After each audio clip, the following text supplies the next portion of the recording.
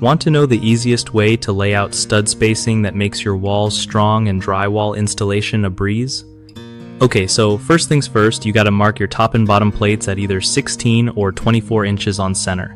Pick the spacing that works for your project.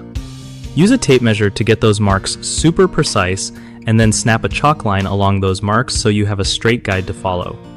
Always start measuring from the same end of the plate every time, so everything stays consistent down the line. Grab a layout square to double check your marks are perfectly square, because crooked studs mess up your whole wall. When you nail or screw the studs in place, line them right up with those chalk lines. If you want to be extra sure, measure between studs here and there, just to confirm your spacing didn't shift. And don't forget, if your project uses drywall or paneling, keeping that spacing consistent means seams will line up perfectly, making finishing work way easier. One of the biggest mistakes people make with stud spacing is not starting measurements from the same end of the plate, which throws off the entire layout. Fix it by always picking one end as your starting point and sticking with it. Another common issue is skipping the chalk line. Relying only on marks without snapping a chalk line leads to wobbly studs.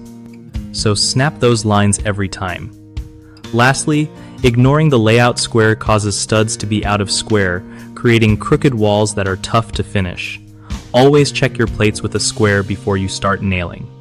BigHomeProjects.com connects homeowners with trusted local contractors who know their stuff, making it simple to find experts for your carpentry or remodeling needs. Plus, contractors get a steady stream of real work opportunities, so everyone wins.